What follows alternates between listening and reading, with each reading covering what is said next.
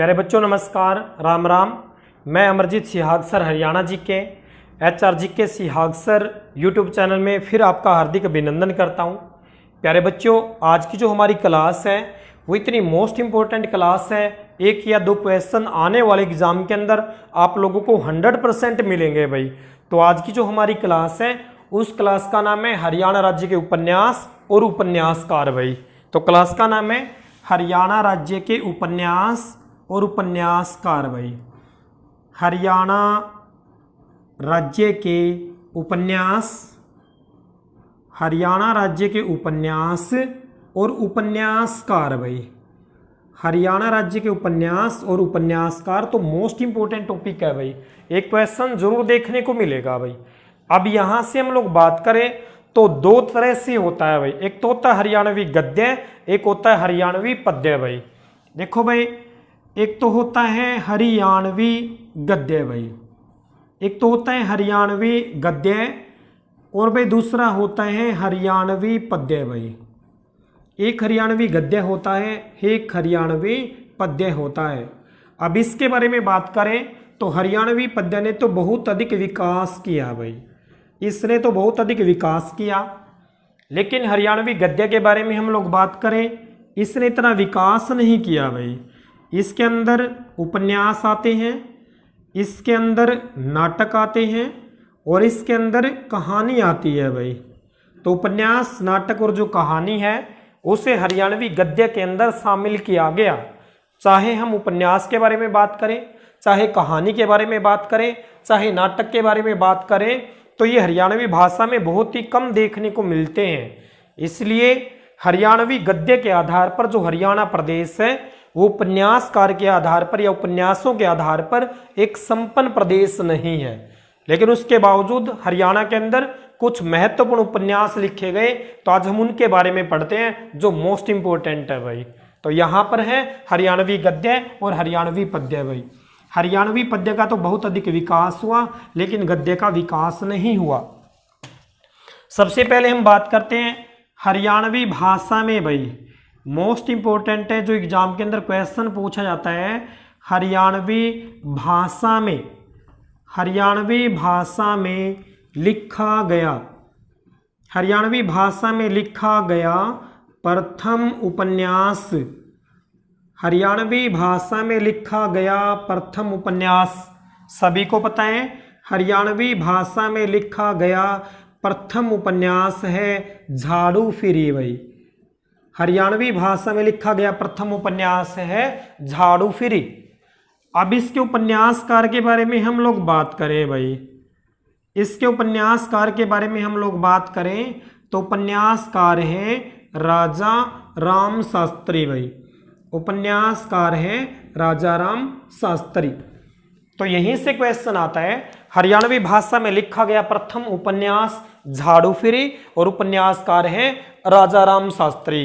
राजा राम शास्त्री झाड़ू फिरी, झाड़ू फिरी राजा राम शास्त्री। देखो भाई, राजा राम शास्त्री के बारे में बात करें भाई, इनके जन्म के बारे में बात करें। राजा राम शास्त्री का जो जन्म हुआ था ये हुआ था भाई 27 दिसंबर।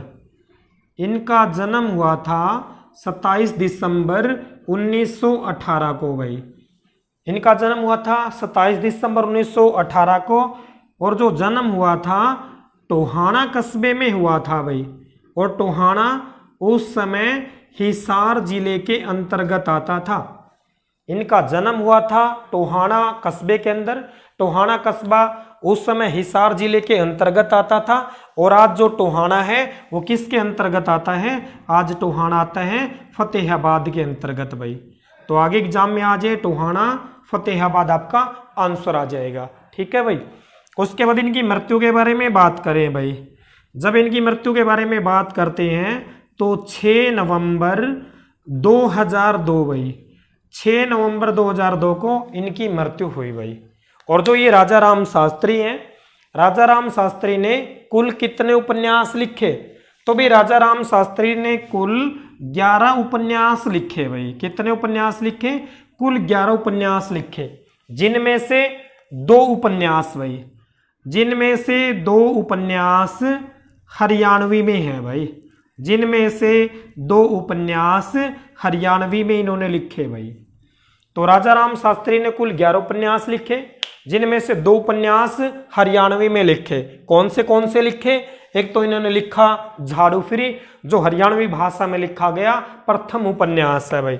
और दूसरा जो उपन्यास इन्होंने लिखा था उस उपन्यास का नाम है फफ्फा कुटनी भाई। क्या नाम है? उसका नाम है फफ्फा कुटनी। तो इन्होंने 2 उपन्यास लिखे हैं हरियाणवी भाषा के अंदर। एक हरियाणवी भाषा में लिखा गया प्रथम उपन्यास है झाड़ू फिरी, और दूसरा जो इनका उपन्यास है हरियाणवी भाषा के अंदर फफ्फा कुटनी भाई। और इन दोनों ही उपन्यासों की जो कहानी है, झाड़ू फिरी की कहानी के बारे में जब हम लोग बात करते हैं, इसकी भी जो कहानी है वो भी सामाजिक कहानी है। ठीक है, झाड़ू फिरी उपन्यास की कहानी कैसी है? सामाजिक। और फफ्फा कुटनी उपन्यास की कहानी के बारे में बात करें, इसकी कहानी भी सामाजिक कहानी है भाई। ठीक है, सामाजिक कहानी है, तो सामाजिक गतिविधियों पे आधारित है भाई। झाड़ू फिरी उपन्यास की कहानी के बारे में जब हम लोग बात करते हैं, ये 2 परिवारों का उपन्यास है भाई। 2 परिवारों की घटना को दर्शाया गया है। एक जो परिवार होता है उसके अंदर जो लड़का होता है उसकी शादी अपनी पसंद की लड़की से होती है, और शादी के बाद वो उस लड़की को त्याग देता है भाई। वो लड़की बड़ी सुशील होती है और त्याग भाव से सेवा करती है भाई, अंत में एक दिन उसको लौट के मेरे पास ही आना पड़ेगा भाई। और जो दूसरा परिवार है, उस परिवार के अंदर जो लड़का है उसका भी विवाह एक लड़की से हुआ, उसके बाद पहली बार में ही उसने उस लड़की को त्याग दिया भाई। वो जो लड़की है वो ऊपर से नारियल की तरह मजबूत है, लेकिन अंदर से वो लड़की बड़ी सुशील और सहनशील है भाई। उसको भी लगता है एक दिन लौट के जरूर आएगा भाई। तो इस तरह की सामाजिक गतिविधियों के ऊपर वो आधारित है। हास्य व्यंग को दर्शाया गया भाई, 2 परिवारों की घटनाओं को दर्शाया गया। तो इस तरह से जो झाड़ू फिरी उपन्यास है एक सामाजिक कहानी है भाई, और इसके अंदर भी सामाजिक गतिविधियों को शामिल किया गया। तो ये था हरियाणवी भाषा में लिखा गया प्रथम उपन्यास, और उपन्यासकार है राजा राम शास्त्री भाई। स्क्रीनशॉट लेना हो तो ले सकते हो भाई, नहीं तो आगे बढ़ते हैं भाई। तो हरियाणवी भाषा में लिखा गया प्रथम उपन्यास है झाड़ू फिरी, उपन्यासकार है राजा राम शास्त्री। दूसरा उपन्यास है फफ्फा कुटनी। दोनों की जो कहानी है सामाजिक कहानी है, और राजा राम शास्त्री ने कुल 11 उपन्यास लिखे, जिनमें से 2 उपन्यास हैं हरियाणवी के अंदर है भाई। और अभी तक हरियाणवी भाषा के अंदर केवल 3 ही उपन्यास लिखे गए हैं। कितने उपन्यास लिखे गए हैं? 3। तो तीसरा उपन्यास कौन सा है भाई? हरियाणवी भाषा में लिखा गया जो तीसरा उपन्यास है वो है भाई समझणिए की मर। समझणिए की मर, ये हरियाणवी भाषा में लिखा गया तीसरा उपन्यास है। और इसके उपन्यासकार कौन है भाई? इसके उपन्यासकार के बारे में हम लोग बात करें, डॉक्टर श्याम सखा भाई। डॉक्टर श्याम सखा इसके उपन्यासकार हैं भाई। ठीक है, डॉक्टर श्याम सखा इसके उपन्यासकार हैं। इनके हम लोग जन्म के बारे में जब बात करें, इनका जन्म 1948 में रोहतक में हुआ भाई। इनका जन्म 1948 में हुआ, रोहतक के अंदर हुआ। तो इन्होंने भी हरियाणवी भाषा के अंदर समझणिए की मर उपन्यास लिखा भाई। हम साहित्य के अंदर पढ़ेंगे, हरियाणा साहित्य अकादमी की प्रमुख पत्रिका हरिगंधा है, और ये उसके संपादक भी हैं भाई। ठीक है, तो डॉक्टर श्याम सखा हरियाणा साहित्य अकादमी की जो प्रमुख पत्रिका हरिगंधा उसके संपादक भी हैं। उसके बाद हम लोग बात करें भाई, ये हरियाणवी भाषा में लिखा गया जो समझणिए की मर उपन्यास है, इसकी कहानी कैसी है भाई? इसकी जो कहानी है, एक तो भाई स्वार्थपूर्ण राजनीति भाई, यानी स्वार्थपूर्ण राजनीति के ऊपर आधारित है भाई। स्वार्थपूर्ण राजनीति के ऊपर आधारित है। दूसरा, आज की जो कलुषित पंचायती न्याय व्यवस्था है, यानी प्लस जो भाई पंचायती न्याय व्यवस्था है, पंचायती न्याय व्यवस्था भाई, पंचायती न्याय व्यवस्था। तो आज की जो कलुषित पंचायती न्याय व्यवस्था है और स्वार्थपूर्ण जो राजनीति हो चुकी है, इस कहानी को दर्शाया गया है इस उपन्यास के अंदर। इसके अंदर 2 तो कहने वाले वक्ता होते हैं और 2 सुनने वाले श्रोता होते हैं, और उनके आपसी संवाद को दर्शाया गया है। तो ये था हरियाणवी भाषा के अंदर लिखा गया उपन्यास समझणिए की मर। और अभी तक हरियाणवी भाषा के अंदर 3 ही उपन्यास लिखे गए हैं, झाड़ू फिरी उपन्यास, फफ्फा कुटनी उपन्यास, और उसके बाद समझणिए की मर भाई। उसके बाद अन्य जो उपन्यास हैं उनके बारे में पढ़ते हैं भाई। ठीक है, यहां तक स्क्रीनशॉट लेना हो ले सकते हो भाई। तो हरियाणा के उपन्यास और उपन्यासकार भाई। उसके बाद आगे बढ़ते हैं भाई। आगे देखो भाई, उपन्यास आता है नीड के आगे भाई, नीड के आगे, नीड के आगे। उसके बाद आता है सुबह से पहले, नीड के आगे सुबह से पहले, सुबह से पहले, एक छाया, एक छाया और मैं। नीड के आगे एक छाया और मैं। उसके बाद बाहें, बाहें भाई। ठीक है, उसके बाद आता है टूटा हुआ आदमी, टूटा हुआ आदमी। और उसके बाद आता है नए लोग या ये नए लोग भाई, टूटा हुआ आदमी। उसके बाद आता है ये नए लोग, ये नए लोग भाई। और उपन्यासकार है मोहन चोपड़ा भाई।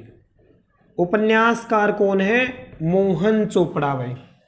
नीड के आगे सुबह से पहले, एक छाया और मैं, बाहें, टूटा हुआ आदमी, ये नए लोग, ये सारे के सारे उपन्यास हैं और उपन्यासकार का नाम है मोहन चोपड़ा भाई।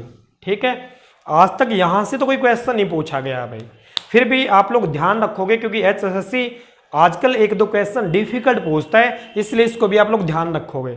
लेकिन ध्यान कैसे रखोगे देखो भाई, पहले आता है नीड के आगे भाई। नीड क्या होता है? जो पेड़ होता है, पेड़ के तने को नीड भी बोल देते हैं हम लोग, यहाँ पे पेड़ ही बना देते हैं भाई। ठीक है, यहाँ पर हम लोग पेड़ ही बना देते हैं भाई। ठीक है, यहाँ पर हम लोगों ने पेड़ ही बना दिया भाई। तो ये पेड़ का जो तना हुआ इसको बोलते हैं नीड। नीड के आगे भाई। ठीक है, यानी इसका मतलब ये तना हुआ, तने से आगे के बारे में हम लोग बात करें भाई। और सुबह से पहले, तने से आगे, नीड से आगे या नीड के आगे सुबह से पहले, इसका मतलब सुबह भी नहीं हुई थी। एक छाया और मैं, इसका मतलब सुबह से पहले यहां पर कोई थोड़ा सा गहरा अंधकार होगा भाई। तो एक छाया और मैं, इस अंधकार के पास मैं भी पहुंचा भाई। ठीक है, मैं पहुंचा। फिर आता है बाहें, टूटा हुआ आदमी, यानी वहां पर बाहें टूटा हुआ आदमी था भाई। बाहें टूटा हुआ आदमी था। ये नया लोग, ये कोई अनजान आदमी था भाई। और ये अनजान आदमी कौन था? ये मोहन चोपड़ा था भाई। कौन था? मोहन चोपड़ा। हम लोग घटना के साथ दर्शाते हैं। जैसे मान के चलो यहां से कोई रास्ता गुजरता है, अब इधर से कोई गाड़ी आई भाई। ठीक है, इधर से कोई गाड़ी आई, इधर से कोई गाड़ी आई, ये पेड़ है, ये नहीं नीड है। नीड से आगे सुबह से पहले, सुबह भी नहीं हुई थी, इसका मतलब अंधकार था। एक छाया थी, यानी अंधकार की छाया थी। मैं भी वहां पर पहुंचा, मैंने देखा बाहों का टूटा हुआ आदमी था भाई। और ये कोई अनजान आदमी था। ठीक है, और अनजान आदमी कौन था? मोहन चोपड़ा। कहने का मतलब घटना कैसे हुई? ये गाड़ी आई, ये कोई अनजान आदमी था और इस अनजान आदमी को कुचल दिया भाई। ठीक है, इस अनजान आदमी को कुचल दिया, यानी पूरी तरह से इसको चौपड़ दिया भाई। जैसे एचएसएससी एग्जाम में आप लोगों को चौपड़ती है भाई। ठीक है, अब इसके बाद आपका क्वेश्चन गलत नहीं होगा भाई। तो नीड के आगे सुबह से पहले और छाया में जब मैं पहुंचा, वहां पर मुझे बाहों का टूटा हुआ आदमी मिला और मेरे लिए कोई अनजान आदमी था। और ये अनजान आदमी कौन था? मोहन चोपड़ा था भाई। ठीक है, अब ये आगे बढ़ते हैं भाई। उसके बाद देखो भाई, फिर आता है भाई अंधा सफर। फिर आता है भाई अंधा सफर। उपन्यासकार हैं किरसन मदहोश। उपन्यासकार हैं किरसन मदहोश भाई। किरसन मदहोश, देखो अंधा सफर, किरसन मदहोश। किरसन भी तो मदहोश हो चुका था भाई, उसने केवल पांडवों का पक्ष लिया था भाई, मदहोश हो चुका था भाई। या भाई जो किरसन है, प्रत्येक दिन जो गोपियां होती हैं उनके साथ शरारत करता है भाई, उनका मक्खन छीन लेता है, उनकी मटकी तोड़ देता है, और प्रत्येक दिन ऐसी घटनाओं के साथ वो लिप्त हो चुका था। यानी किरसन मदहोश हो चुका था, अंधा हो चुका था भाई। ठीक है, तो अंधा सफर, किरसन मदहोश। और कोई भी आदमी अंधा हो जाता तो आप मदहोश उसको कह भी सकते हो भाई। उसके बाद देखो भाई, उसके बाद आता है अमानत एक शहीद की भाई। अमानत एक शहीद की, अमानत एक शहीद की। अमानत एक शहीद की है किरसन बाछल। अमानत एक शहीद की है किरसन बाछल भाई। अब देखो भाई, जो किरसन होता था इस घटना को जब अंजाम देता था, उन गोपियों की मटकी फोड़ता था या मक्खन छीनता था, तो वो छल के साथ करता था। तो अमानत एक शहीद की किरसन बाछल, जब भी किरसन इस घटना को अंजाम देता था तो गोपियों के साथ छल करता था। और वैसे भी भाई जब शहीदों की अमानत होती है, चाहे आप पुलवामा के बारे में बात करते हो भाई, कितना दर्दनाक हादसा हुआ था और वो घटना भी छल के साथ ही उस घटना को अंजाम दिया गया था। तो किसी भी घटना को जब अंजाम देते हैं तो छल के साथ ही देते हैं भाई, ठीक है। तो अमानत एक शहीद की किरसन बाछल भाई। उसके बाद देखो भाई, फिर आता है भाई जानी अनजानी राहें। जानी अनजानी राहें, जानी अनजानी राहें और भाई अपने पराए। जानी अनजानी राहें अपने पराए, जानी अनजानी राहें अपने पराए। और उपन्यासकार का जो नाम है जानी अनजानी राहें अपने पराए, शशि भूषण भाई। उपन्यासकार का नाम है शशि भूषण। अब कृष्ण जो भी काम करता था वो छल के साथ करता था।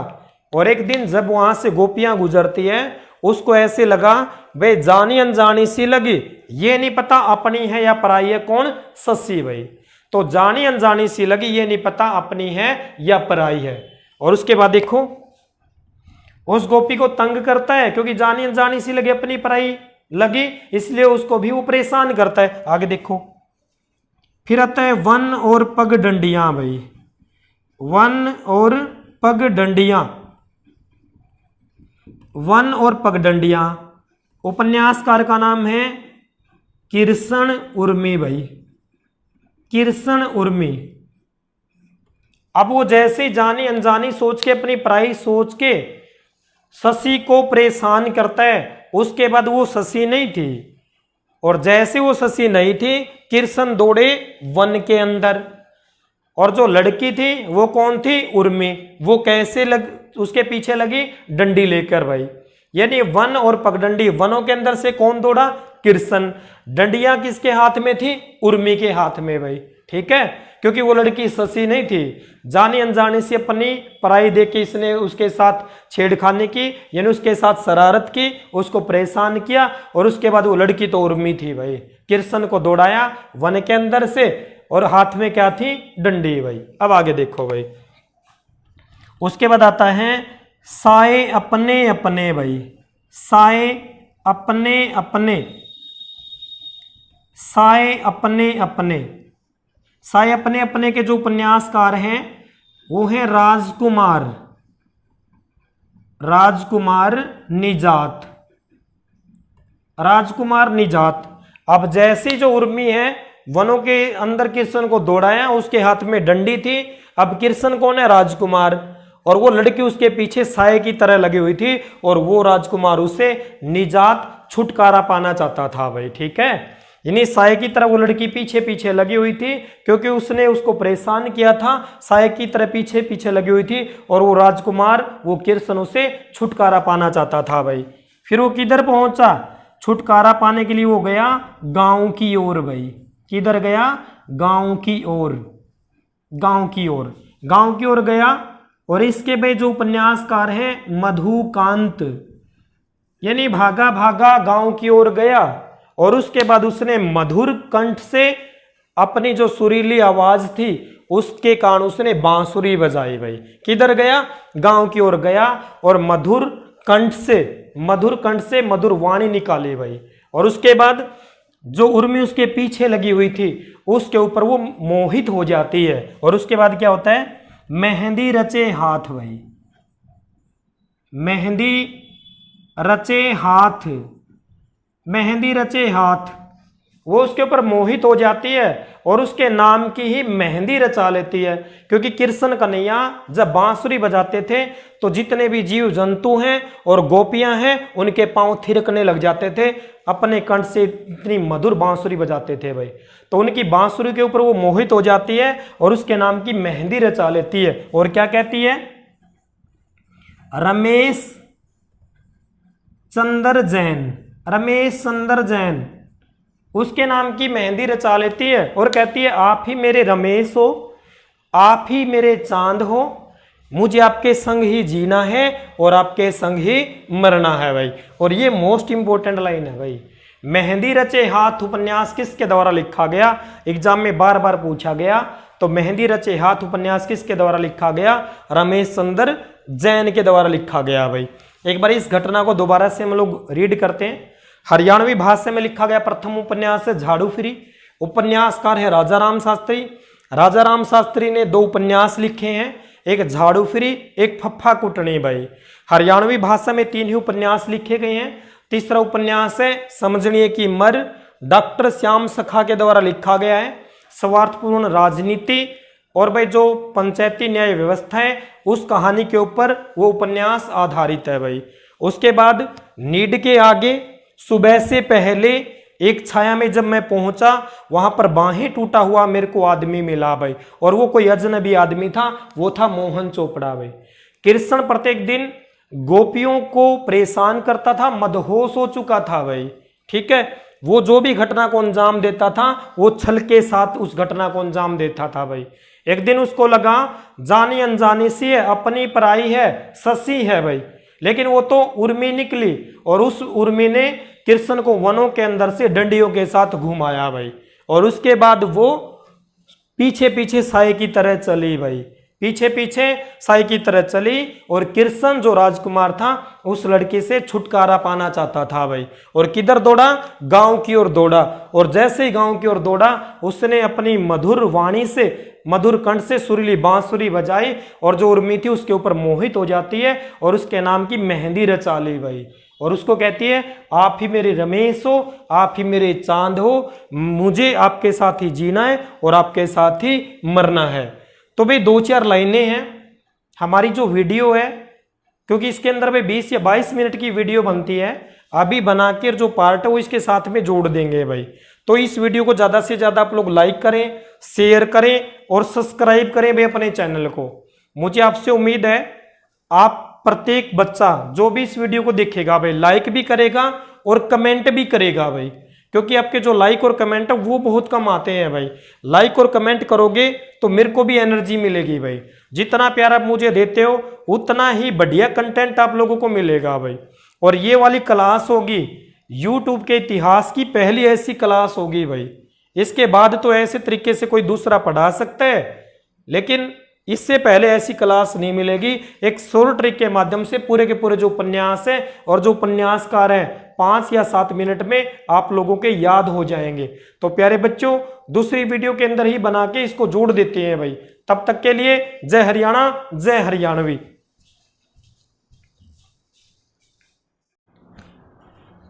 प्यारे बच्चों नमस्कार।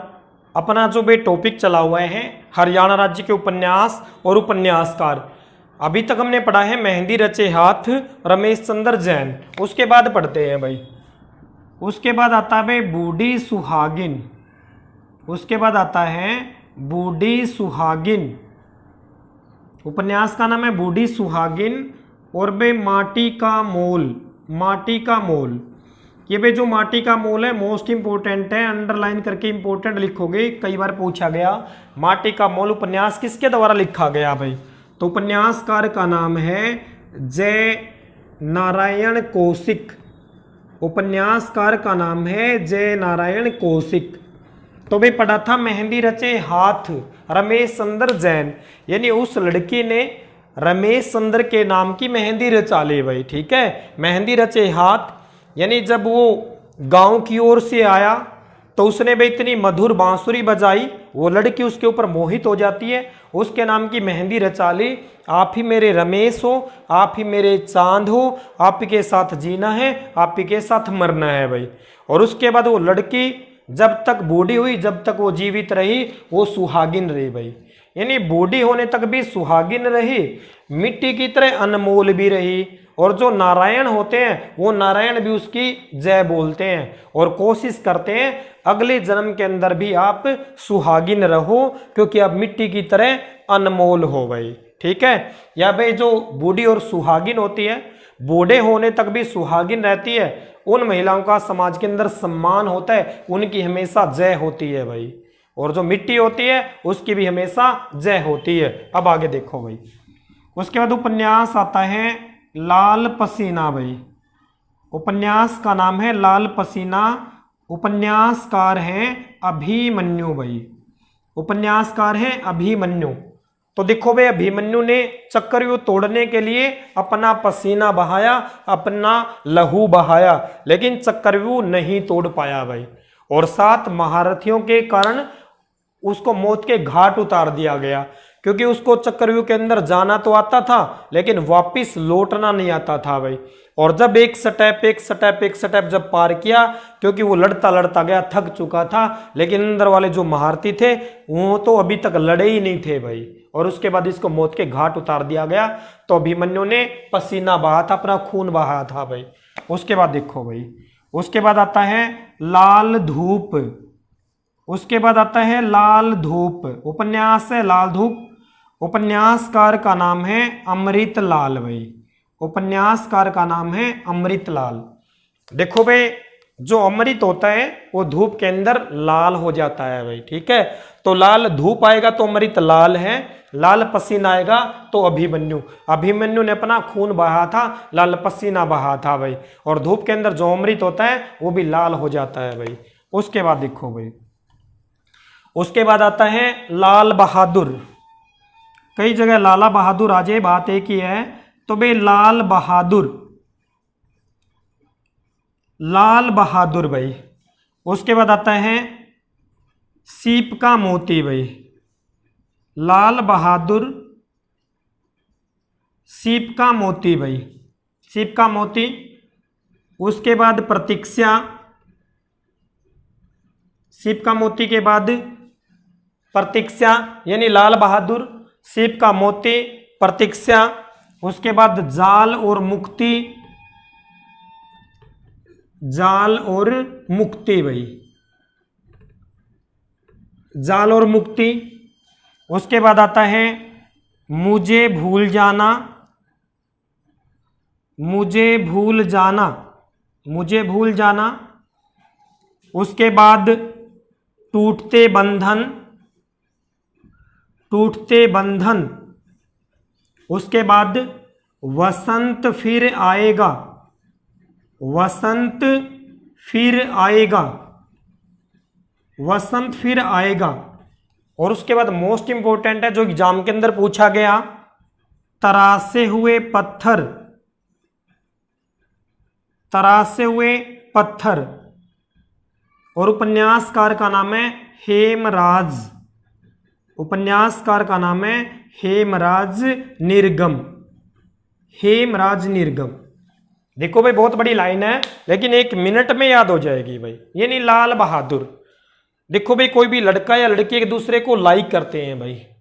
कहने को तो हम कहते हैं मोहब्बत में चांद तारे तोड़ लाएं भाई। और यही आजमाने के लिए उस लड़की ने बोला आप मेरे लाल हो, बहादुर हो। क्योंकि देखो भाई, मोहब्बत के अंदर ना बहुत सारे नाम रखे जाते हैं भाई। कोई उसको लाल कहती है भाई, कोई उसको जान बोल देती है, और कोई जानू बोल देती है भाई, ठीक है। और एक तो जमा जुल्म होने का नाम है भाई, और जुल्म होने का नाम के हैं लाडू भाई। जानू कह दे हाय मेरे लाडू, तो फिर तो भाई चांद तारे के कुछ भी तुड़वा ले जब लाडू कह दे तो भाई। और जब उनका दिल टूट जाता है तो उस लाडू के बोरे बोरे खिंड जावे भाई, उस लाडू के बोरे बोरे खिंड जावे। और फिर गीत गांधे आंडो भाई, यानी लाडू लाडू कह के बोरा बोरा खाएगी रहे, है ना। लाडू लाडू कह के बोरा बोरा खाएगी रहे। तो वो लड़की क्या कहती है, आप मेरे लाल बहादुर हो, आप मेरे लाल हो, मेरे लिए सीप का मोती ले आओ, ठीक है भाई। आप मेरे लाल बहादुर हो, मेरे लिए सीप का मोती ले आओ और मैं आपकी प्रतीक्षा करूंगी। यदि मेरे लिए सीप का मोती नहीं लेके आए तो मैं प्रेम जाल से मुक्त हो जाऊंगी भाई, ठीक है ना। मेरे लाल बहादुर हो, मेरे लिए सीप का मोती ले आओ, सीप का मोती लाने तक मैं आपकी प्रतीक्षा करूंगी। यदि मोती नहीं लाए तो प्रेम जाल से मुक्त हो जाना भाई। मुझे भूल जाना, मुझे भूल जाना। और उन दोनों के बंधन टूट जाते हैं भाई। लेकिन लड़की ने सच्ची मोहब्बत की थी, उसको उम्मीद होती है एक दिन लौट के जरूर आएगा, वसंत फिर आएगा भाई। लेकिन जो लड़का है उसने भी सच्ची मोहब्बत की थी, वो लौट के तो आया, लेकिन सीप का मोती नहीं, सीप के मोती से भी बढ़िया चीज लेके आया, तरासे हुए पत्थर।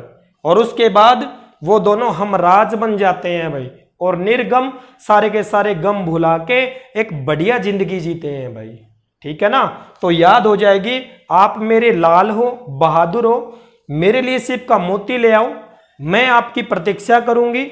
और यदि आप सीप का मोती नहीं लेके आए तो प्रेम जाल से मुक्त हो जाना, मुझे भूल जाना, हम दोनों के बंधन टूट जाएंगे। लेकिन लड़की को विश्वास होता है एक दिन जरूर लौट के आएगा, और वो लड़का एक दिन लौट के जरूर आया, और उस लड़की के लिए तरासा हुआ पत्थर लेके आया भाई। ठीक है, और उसके बाद वो दोनों हमराज बन जाते हैं, और सारे के सारे गम भुलाकर बहुत बढ़िया तरीके से अपनी जिंदगी जीते हैं भाई।